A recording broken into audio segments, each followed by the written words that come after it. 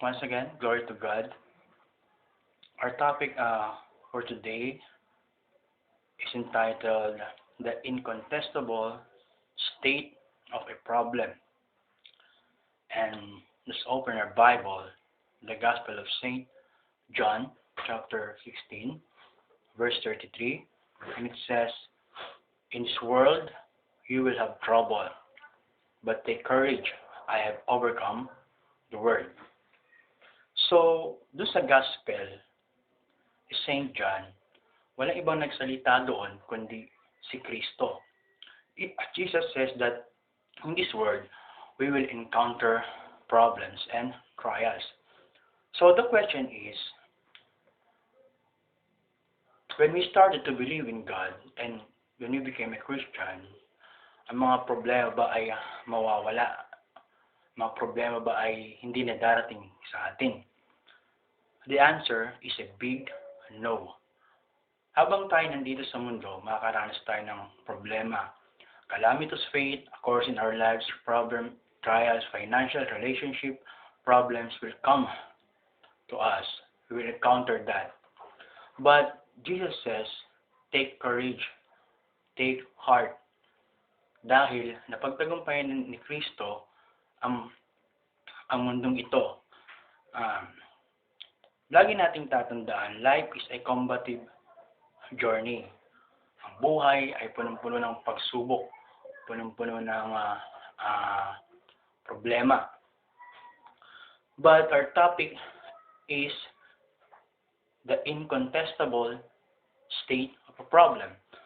So what do you mean by the word incontestable? Incontestable means not open to doubt or question. Na ibig sabihin, hindi natin kailangan tanungin kung bakit nangyayari mga problema sa ating buhay at gawin nating positibo ang ating pananaw kapag dumarating ang mga problema. Because problem is one of the instrument of God for us para ang pananampalataya natin ay lumalim, to deepen our faith in God. At sa mundong ito,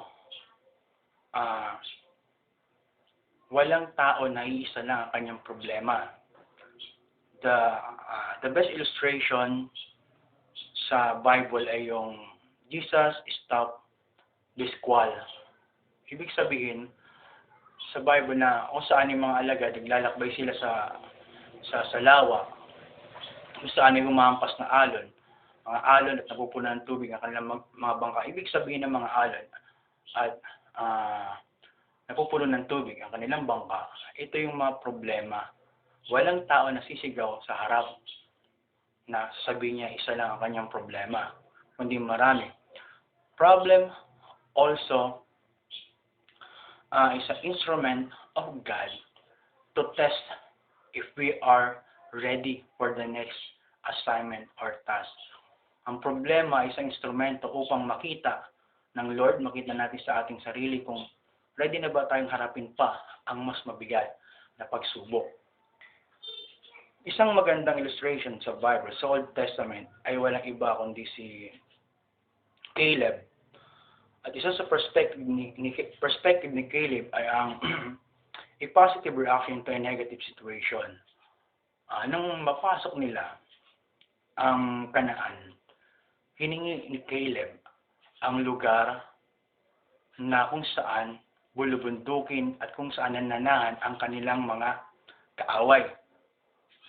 At sabi ni Caleb, Lord, ibigay mo sa akin tong lupang ito dahil ito ang ipinangako mo sa akin. So kung ating isipin, ang hiningi ni Caleb ay isang lugar na pinamumugaran ng kanilang kaaway. So spiritually speaking, sa ating kapanahon, ang ibig sabihin nito ay, Lord, bigyan mo naman ako ng pagsubok, bigyan mo ako ng problema para maging mas matatag pa aking pananampalataya.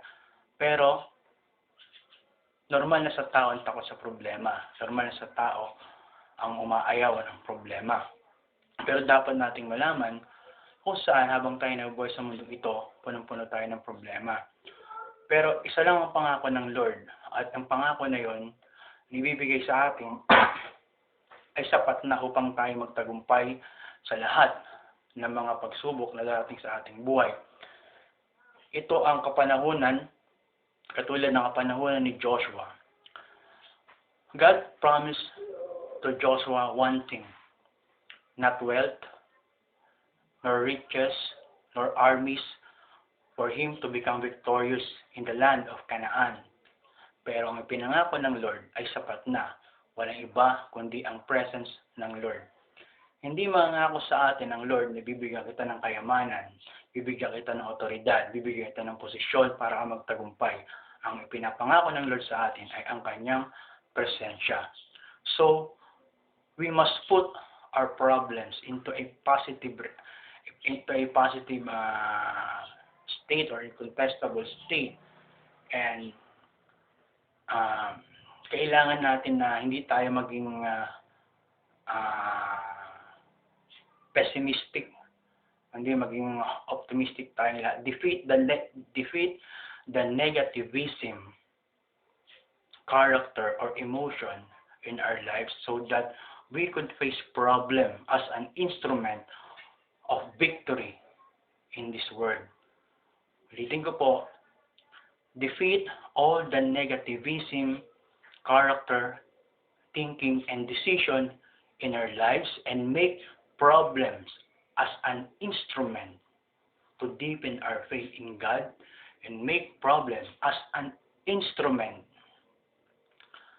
for us to become victorious.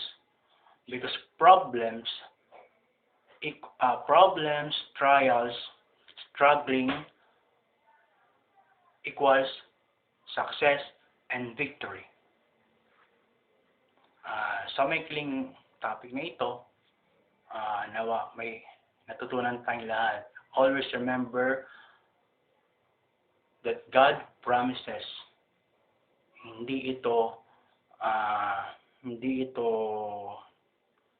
nawawala. Ano ba sa Tagalog nito? Hindi katulad ng tao pag nangako. Kahit ako, kahit lahat tayo, nangako tayo pero sumasablay. Pero ang pangako ng Diyos, hindi kailanman sasablay sa buhay natin. Kailangan lang natin gawin, patuloy na manalangin, patuloy na magtiwala sa Panginoon, umasa ka sa Diyos, umasa tayo sa Panginoon.